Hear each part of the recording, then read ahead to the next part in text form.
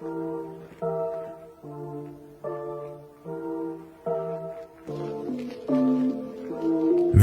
is another 419 Grind exclusive.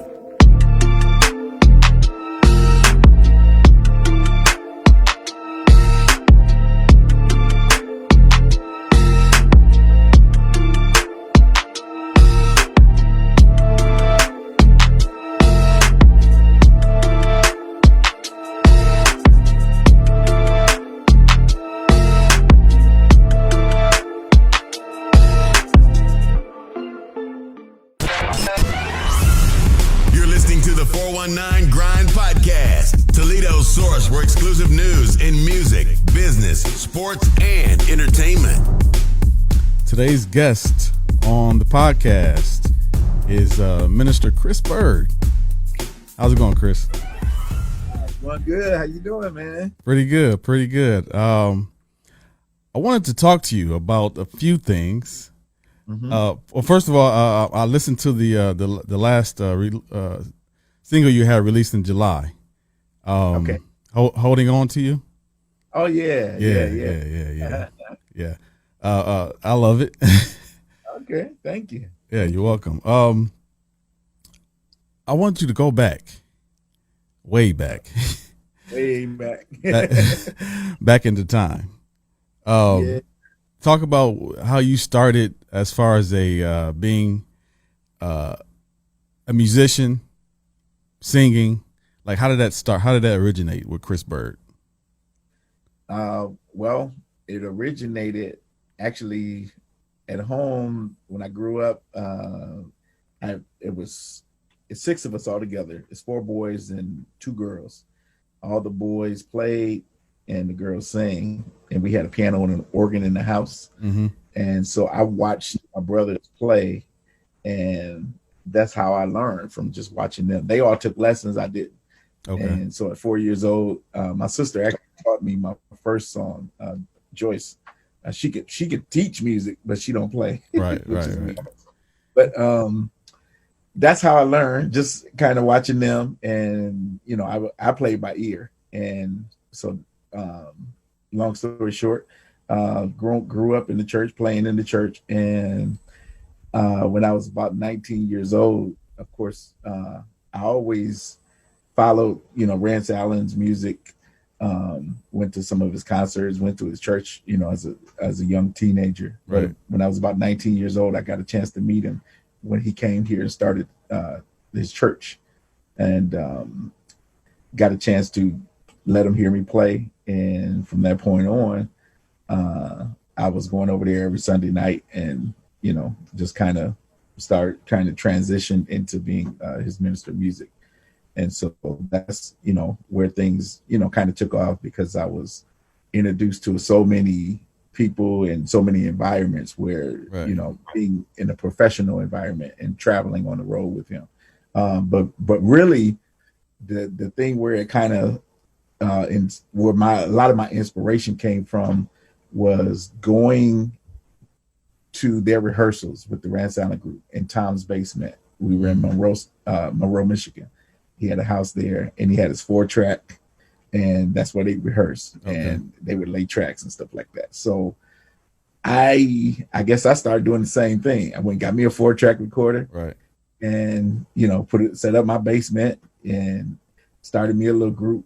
The first group, I won't say the first group, but one of the groups that I started around that time was a group called Encouraged. Yeah.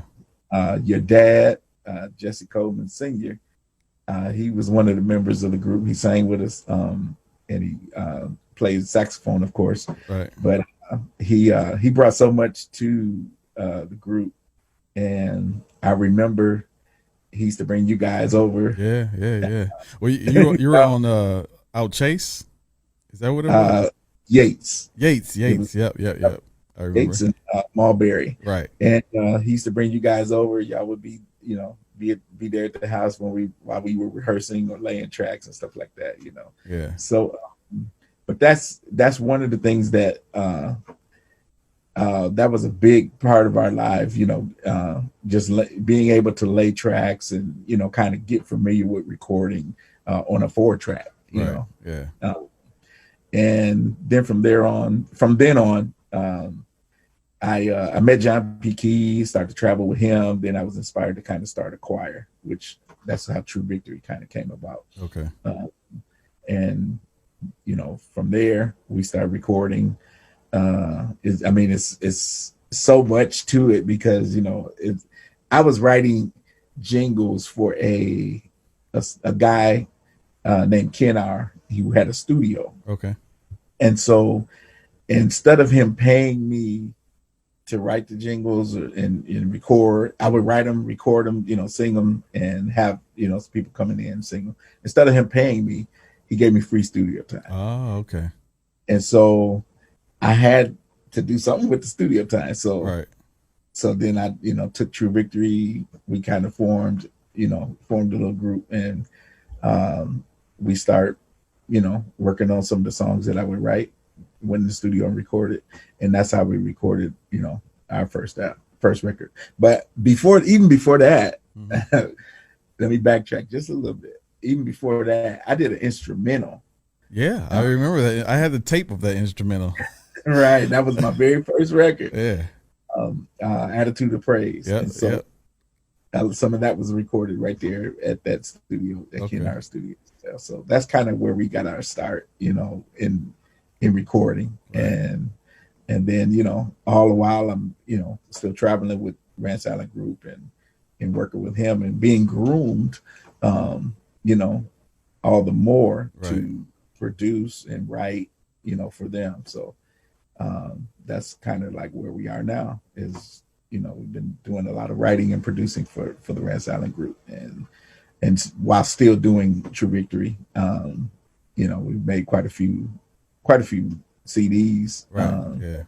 And it's been a wonderful journey. It's been a long, wonderful journey. I mean, I've watched every step that I can remember, and I remember from the start of Encouraged, because I remember back when we first started listening to the demos and stuff, and it was somebody else that was listening. I was like, is that commission? And I know you, I know y'all got that a lot. I know you got that a lot about how you sound, because it's a Detroit type of sound. I know you didn't mimic anything from commission. Like, how did you develop that sound for Encouraged? Well, commission was hot around that time, so we were a male group, and we tried to be a little bit like them, you know. Yeah. And so they were a great inspiration as well, to us. And so we were kind of writing with that style, but with a little twist of our own style. Right. One of the songs that really stick out to me was "I'll Let Nothing Separate Me from the Love of God." Like that was, yeah, that was one of my favorite songs. Yeah, mine too. Yeah, and I wish we got so many demos of those songs, but we never really got them released. Yeah. You ever never thought about like going back and like redoing the songs or re-releasing them or fixing them, like completing the songs and releasing them somehow? Yeah, and if I were to do that song, "I'll Let Nothing Separate Me," that would definitely be the one. Yeah, that can be a True Victory song. Like really, I mean that is so, and still have that 80s type of feel to it, but turn it into a choir type of style. Right. Yeah. I mean, I would love it. I love to hear it if you ever did it. I gotta find. We did that particular song and a couple of others. We actually went into a studio in Detroit and recorded. Oh, really? Yeah, and it came out really good, but we just never did nothing with it. Right. Songs that nobody's heard other than just a few people that was around us, and some of the people that were attached to us, right? Our families. Yeah. When you traveled with P Kee, like what was that experience like? It was great, man. It was a great experience. I learned a lot just because going out on the road. I met him in Detroit when I Mhm. was with Rance at the Young Artists for Christ seminar. Yeah. And Rance Allen group had to sing, and I played. So I met John, and from that point on, we connected. And every week he was like, would you like to travel with us? And I was like, yeah, I'd love to. I work a 9 to 5, but whenever I can go, I go. Right.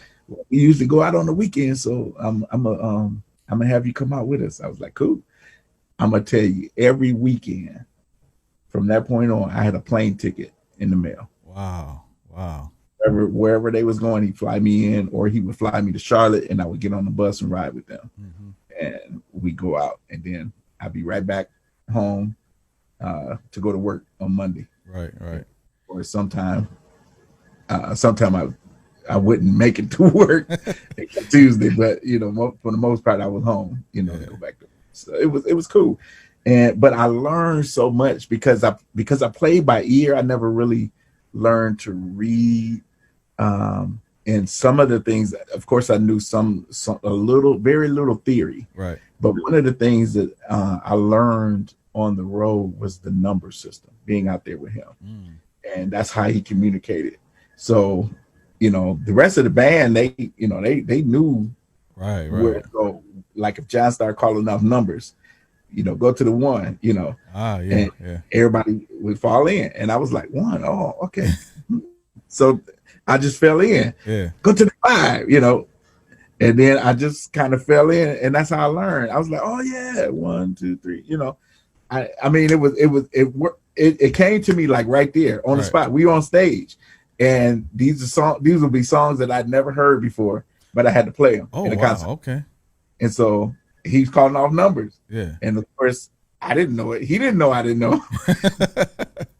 But I picked it up right away. Right. And it was cool. I enjoyed it. I enjoyed playing with the guys. They were great. We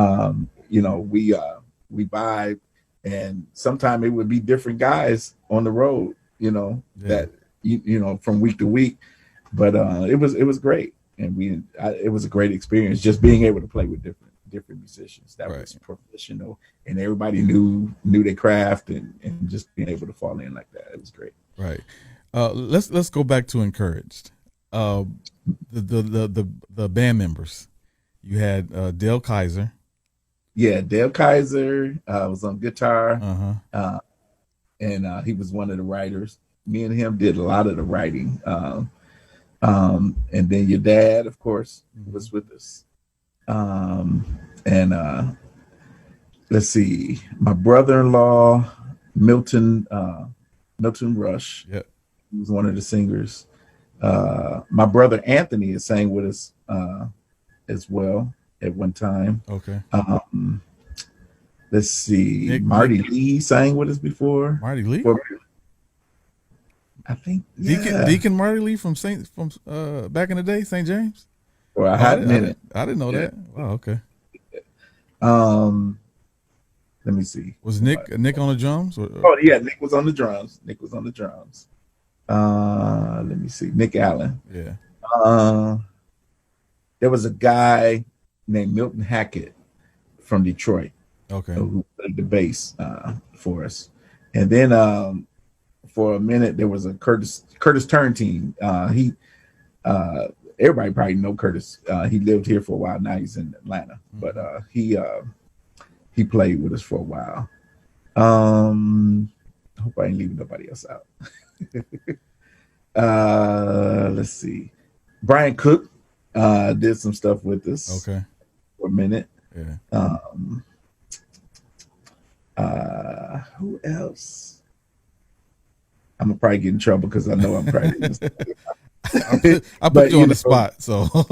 Right. There was different phases where maybe somebody else wasn't available, so somebody else to join the group or whatever. So, but yeah, it was fun. It was a great learning experience, and we got a chance to write and collaborate on music, and probably music that a lot of people haven't even never heard. Right. Yeah. I mean, I've heard a lot of it. I think it was like at least 6 songs we had on that demo, I Mm-hmm. believe. Yeah. But yeah, we played that tape so much. We memorized, and me and my brothers and sisters used to sing it Right. as a group in the Right. house. Mm-hmm. Now, when you how did you get your first recording deal with Ty Scott? Was it with Ty Scott Records? Yeah, it was with Ty Scott. So when I did the instrumental, me and my brother Dennis, Mm-hmm. we kind of collaborated together on a label and released the project. And from that point, Ty Scott Records heard it and they distributed it. They took it and repackaged it and distributed it for us. Okay. So that was the first deal, but I didn't really like sign a deal. We just did a distribution deal. It wasn't an artist deal. Right. Yeah. It was kind of a partnership. Now, after that, when I recorded Glory, Glory, Hallelujah, had a finished product, went to them, was like, here, check this out. They liked it. And so they offered me a record contract. And so that was my first real record contract, right. You know. So that's kind of how I got started with really, recording. And of course, Rance Allen, Pastor Rance Allen, he was featured on about 3 songs, I think, on there. Yeah. So I think at that time they weren't that familiar with Rance Allen, and so that was kind of like a good introduction, right, for them to really see and meet him. Yeah. And so, and I was traveling with John as well, and John was signed to Ty Scott, so we would always run into each other. And so, as years went by, they kind of took an interest in signing Rance. They were like, you think you can make that happen? So, I did what I could, made the connection, and it happened. Now, when your first I would say single, Glory, Glory came out, that was the number 1 song on that album. Yeah, it was. Did you get any kind of feedback as far as that kind of sounds like John P Kee, as far as the sound of it, because to me Ty Scott always had this certain sound to the label. Every not as far as the chord progressions or anything like that, but the sound of Ty Scott had this certain ambiance about the choirs. Did you get that feedback when? Yeah. Okay. Oh yeah. And he was a big influence, especially at that time. By be traveling with him, and not just traveling with him, but when I would go to Charlotte, I would spend time there a lot, and working with him in the studio. He kind of really helped polish my production skills. Right. So we used to work on the same. We had the same gear. We had the MMT8. We had that HR16 drum machine, that Elisa's drum machine. Yep. R5, the U220, the Roland U220. We were working with those instruments then, and that's what we were using to lay our tracks on. So you had the same sounds anyway. We had the same sounds. We worked everything on the same MIDI channel, so we could pop the disc in. If I did something at my place, we popped the disc in at his place, and everything is the same. Right. Because we mapped everything out the same. So that was, some of the records that we did back then, like Jesus Is Real, Wash Me record. I was able to work on some of the stuff in Toledo, do some of the tracks, and then, send it to him. And, so that's how we kind of worked back then. Yeah. And so, that was who he was a big influence at that time. So when I did Glory, Glory, Hallelujah, I guess sounded a lot like him. Right. I mean, I don't think there's anything wrong with that. It was just, it happened to happen that way because of the influence that he had on your life and on your music, which that tells something about how you absorbed your environment. Right. Exactly. Now, when you moved to the second, what was the second album? Was it Feel It Moving? Yeah, the second True Victory album was Feel It Moving. Okay. Yep. You had something in between Glory, Glory, and No, it was Attitude of Praise was the right. Okay. Glory, Glory, and then Feel It Moving. Okay. Now, Feel It Moving, that's the song that kind of made you go nationwide. Yeah, what was the experience with that? Man, that was the greatest experience ever. Yeah. I mean, we recorded it live here in Toledo at Mount Pilgrim, right? And in '93. Yeah.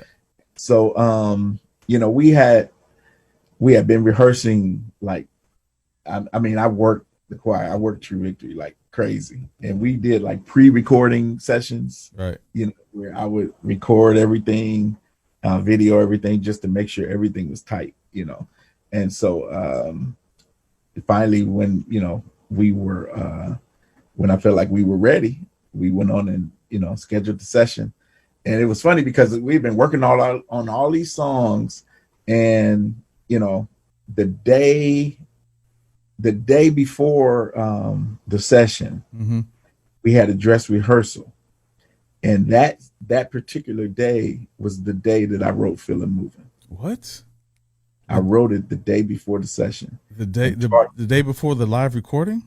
Yes. Wow. And I taught it to them at the rehearsal. Wow. Because, it just had this, catchy melody and kind of this groove. So I was like, I mean, we were all set. We had all the songs, but this song just kind of came to me. And so I taught it to them. Just, I wasn't even sure if we was going to record it, if they were going to remember it. I just taught it to them, and it was so easy that they remembered it, So that's how you hear me say, well, I was talking, I was kind of acknowledging people that was there at the session. And so then I was like, you know what? Come on, y'all. Let's go ahead and do this song. Let's do this song, y'all. And how many know the Spirit of the Lord is in the house? So Holy it Ghost really in the house. Spirit of the Lord is in the house. So it really was a tentative song. It wasn't, for sure that we were going to do it because we just learned it. Yeah. So we kicked it off, and they nailed it, and that was the hit. That was the hit. When it took off, what was your reaction like?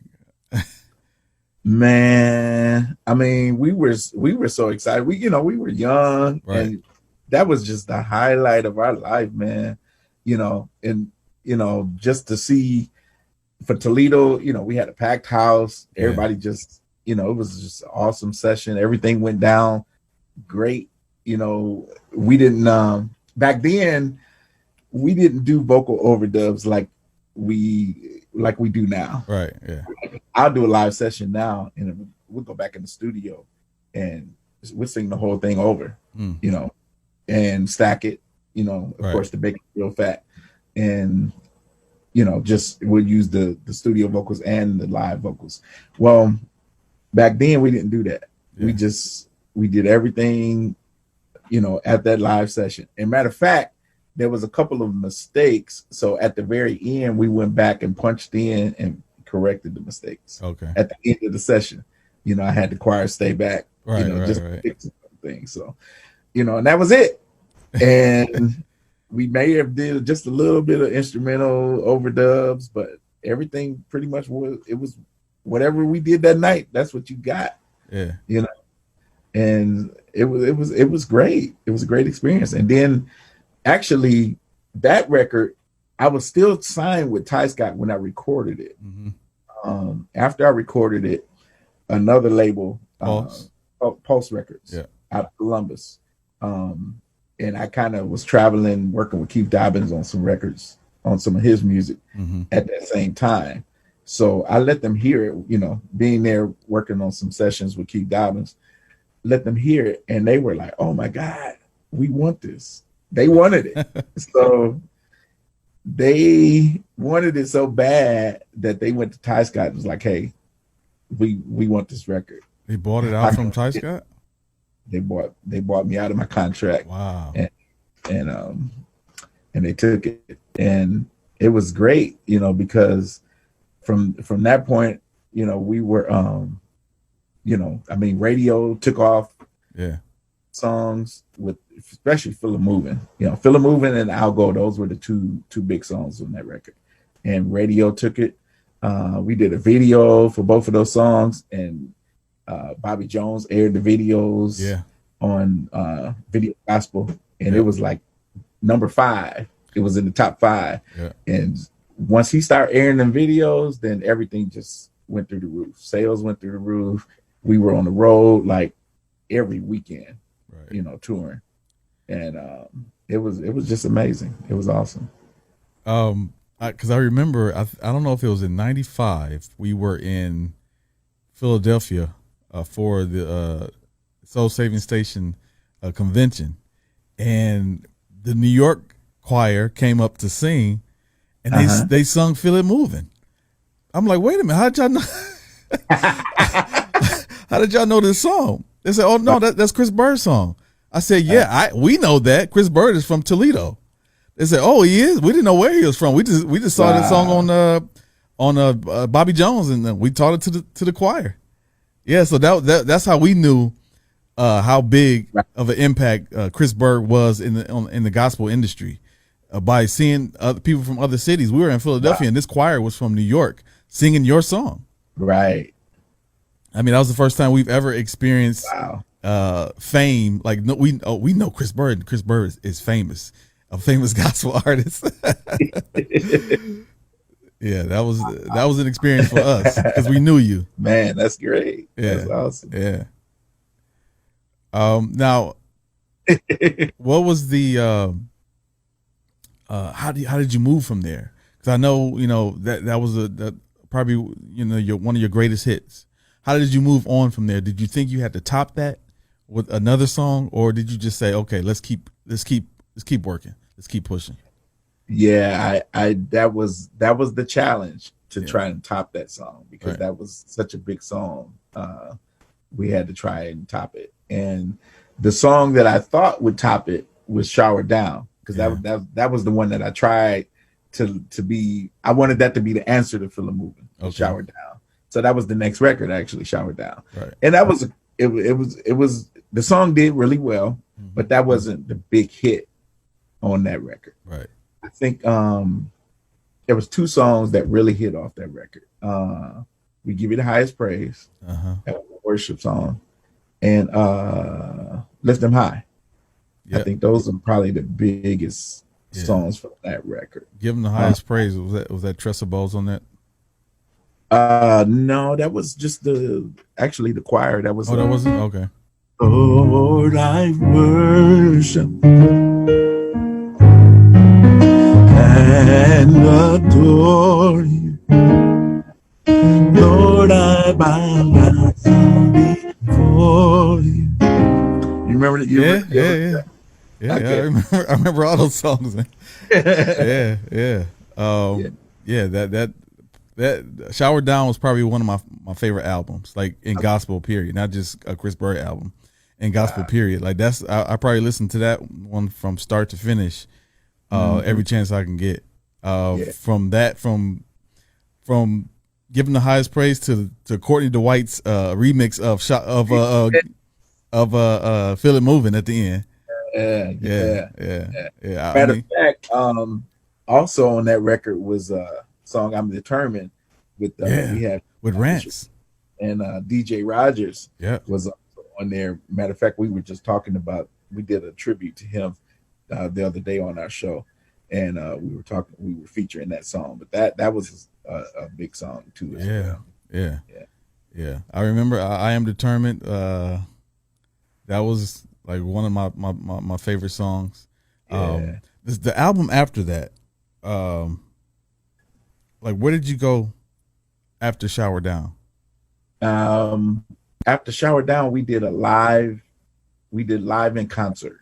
Was Fresh? I mean, is that what it was? It was music from "Feel It Moving" and "Shower Down" combined together. Was that "Fall Fresh on Me"? Was the name of the album? Okay. Yep, was, no, the name of the record was live in concert. Oh, okay. But "Fall Fresh on Me" was on there. Oh, okay. Yeah, and so that was, songs that was actually from both of those records.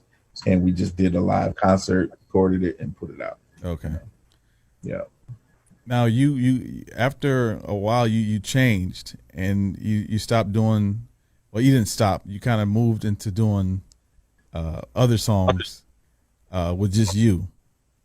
Mm-hmm. And a different choir. Where did you go from there after you stopped recording with True Victory? It was just for a little while. We did our church choir, Davidic Praise. Yeah. Recorded a few CDs with them, some praise and worship CDs. So from that, even before that, we did Next Level. That was another. Yeah. And that was probably. Oh, wait a minute. Yeah, Next Level. I didn't forget about it, but I remember now. Next Level. Yeah, that was one of my favorites especially from back then. Yeah, that was that. To me, Next Level was like, okay, Kristen stepped into a combination of hip hop. Yeah, you got some gospel, you got some R&B type of feel because you had Crystal Waters, you had Chucky Walker. Yep. On a couple songs. Man, that song was Rance on that album too, on the Christmas song. He did the Christmas song. Yep. Yep. I love that album too. Because we did a song at our church. What song was that? We did a couple songs from that album. Wow. Yeah. I mean, we, of course, Chris Byrd in the city. We have to do a Chris Byrd song for the church choir. Okay. How did that record do though? How did Next Level do? It did okay. It didn't do as well as the Feel a Move in the Shower Now, but I think at that time, the record company, they were kind of making some transitions because they were based out of a church. Okay. And at that time, they were kind of making some transitions, and the church was taking over the label and all of that. So that kind of, I think, kind of interfered a little bit with the progress of pushing the album. Yeah. One of the songs that you did with, after Next Level, I think it was in like 2004, 2005. Mm-hmm. What's the name of that? It was a praise and worship song. I'm gonna cheat a little bit here.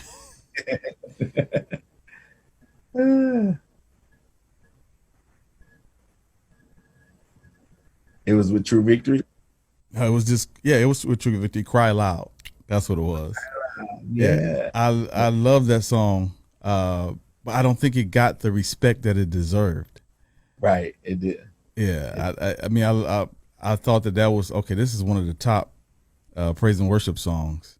Mm-hmm. That's out right now. I don't think it got the respect or the push that it needed. Right, people to hear it. It didn't. And see that at that time, I was doing my own label, so of course I didn't have the financial backing that I wish I had, or that I had, prior to that on some of the other records. So we were, just trying to do the best we could with what we had, But that record, the title of that is Great and Mighty. They had a lot of great songs on there. Yeah. It just didn't get the attention. Right. Yeah. Your experience with Rance, you wrote for him, and you played for him, and you toured with him. I remember one was the live recording in Detroit. My dad was singing background. Yeah. And I think Fred Hammond and Kirk Franklin were there in Detroit. Talk a little bit about that live recording. Yeah, that was the live experience one that we did. I think it was around 2005 or something like that. That was a great experience. I mean, it was the first live record that Rance ever did. Okay. And he'd rather do studio, but his real element was live. Yeah. Yeah. So I'm like, man, you got to do a live record. Right.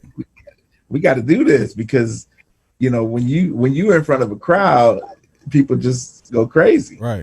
Right. We really had to push him to do that. Really? He Yeah. didn't want to do the live recording? No, he had never done it before. He's always done studio.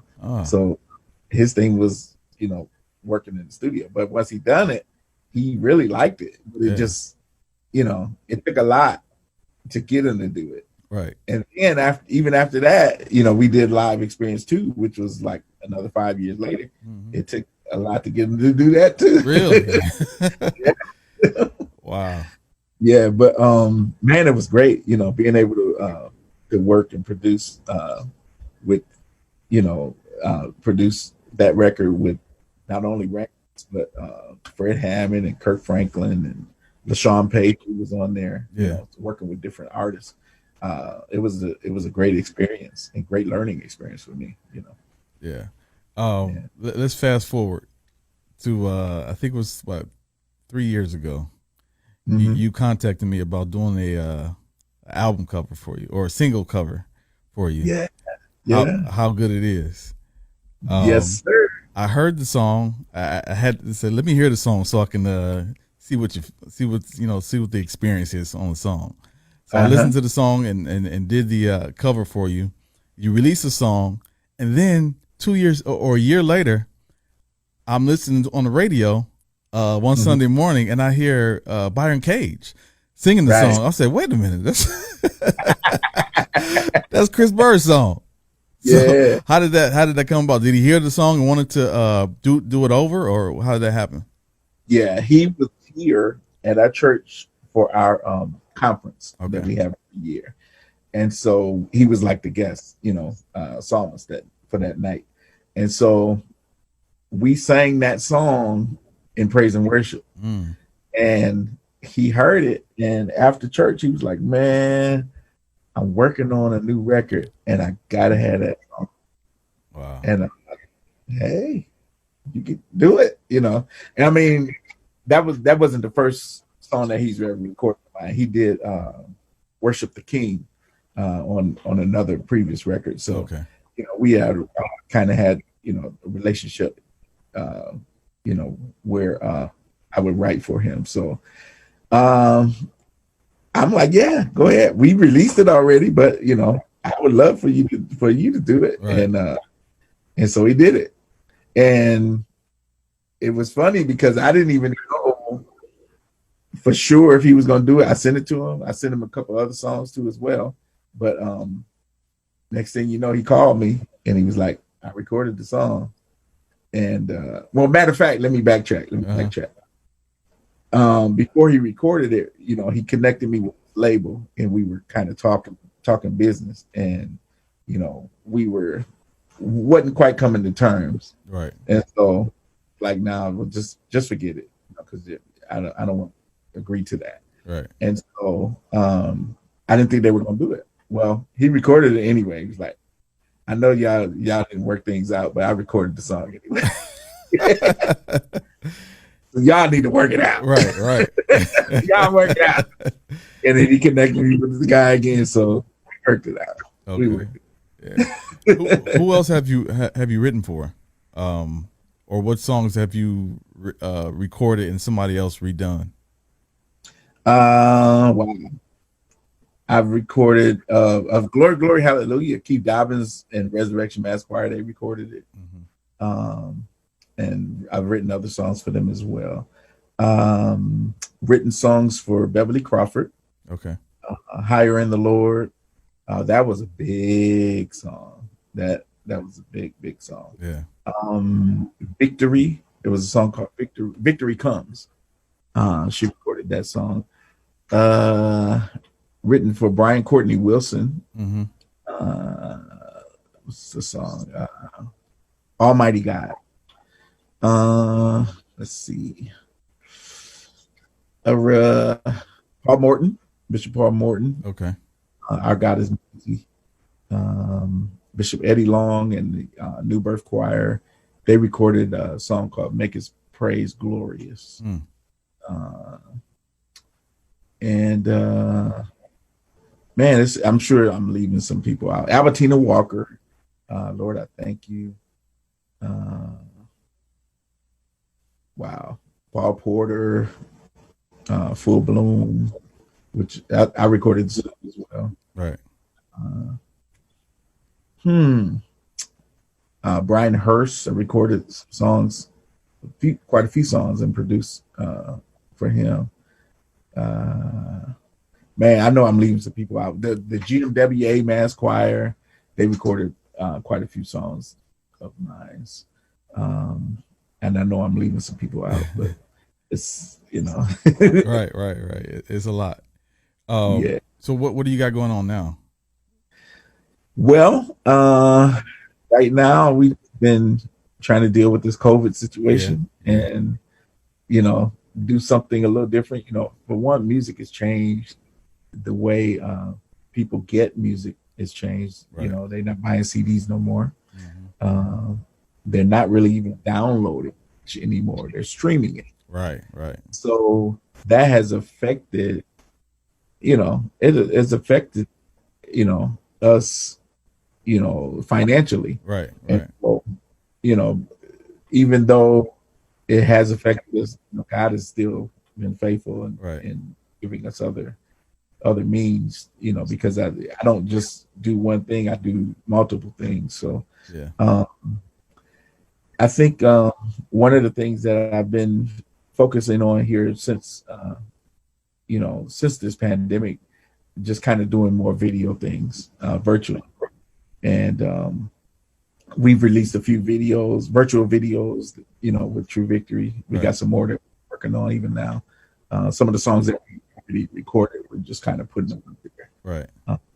And I started, I've been on it for a couple of years doing my own show inside Chris Byrd Music Box on 102.3 Proclaim FM. So that's been very, very successful, and I'm loving doing that.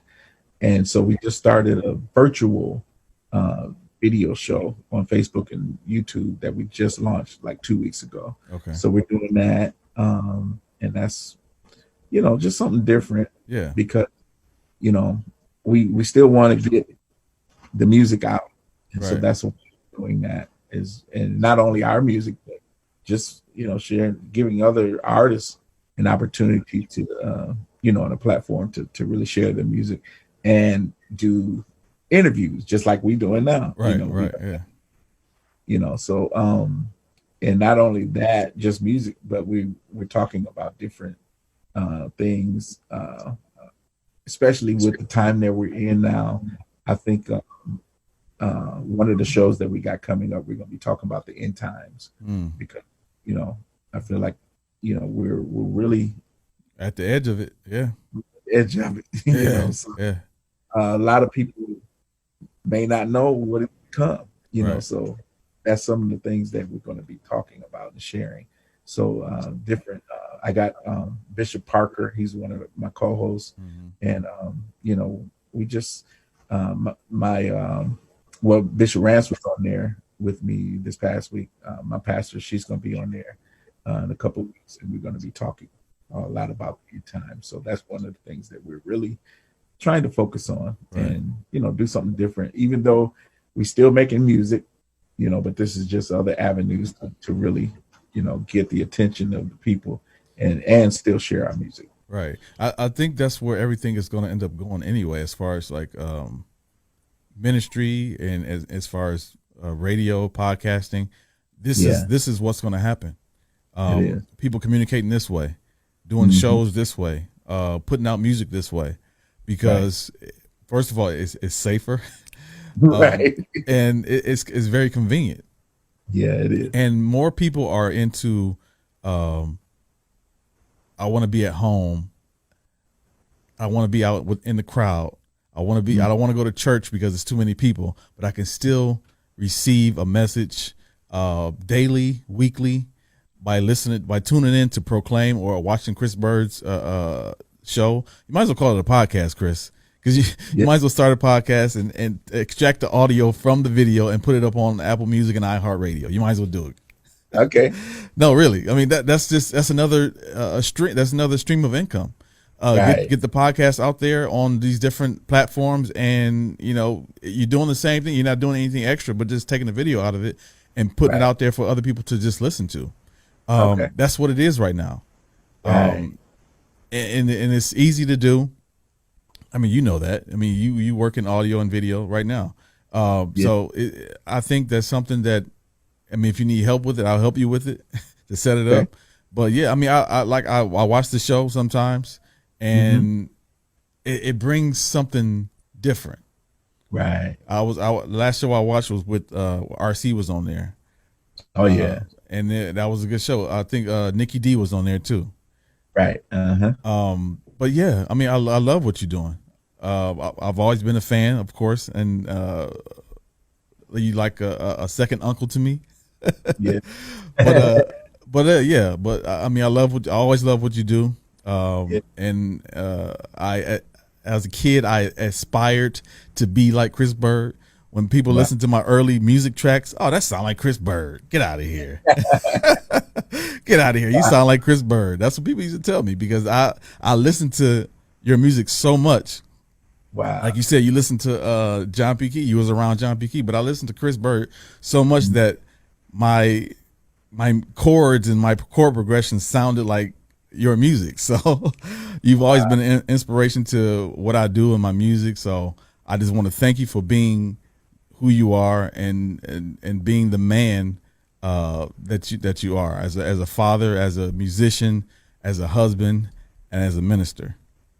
Wow. Thank you for that. I appreciate it. That's so good to hear. Do you have any other projects coming up? Anything you want to say before we end the show?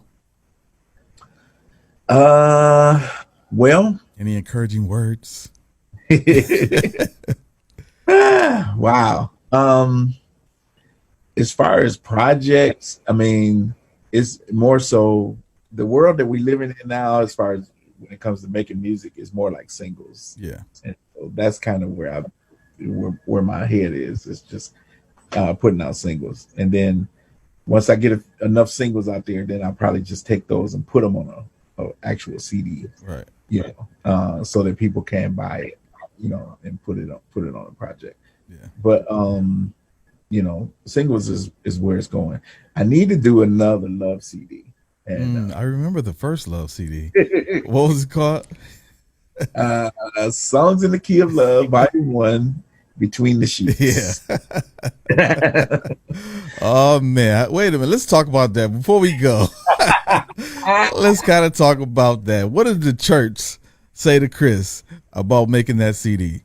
Because I remember the album cover. You were it was your wife Bridget, and you on the cover.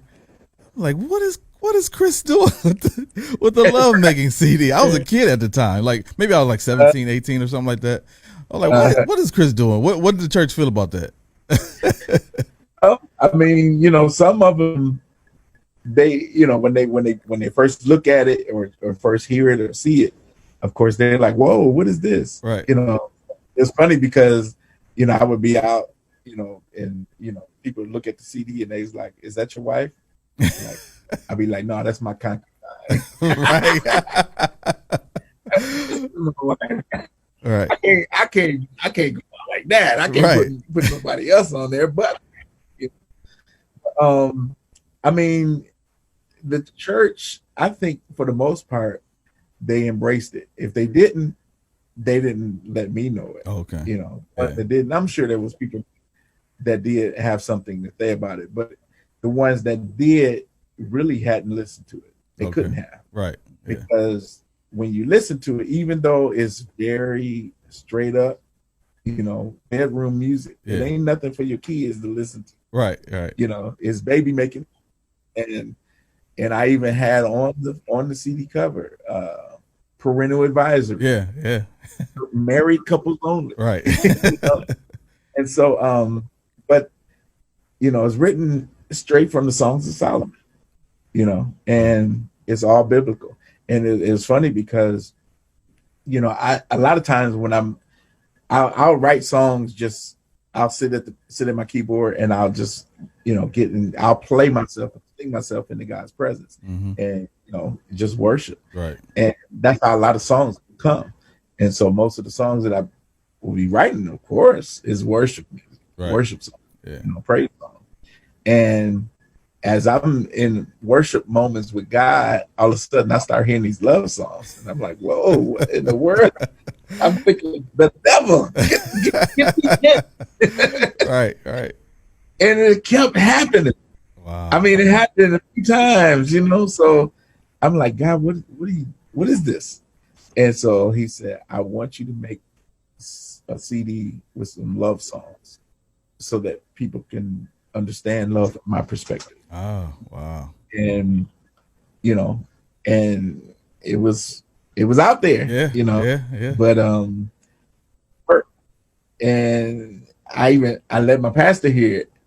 That was the real test.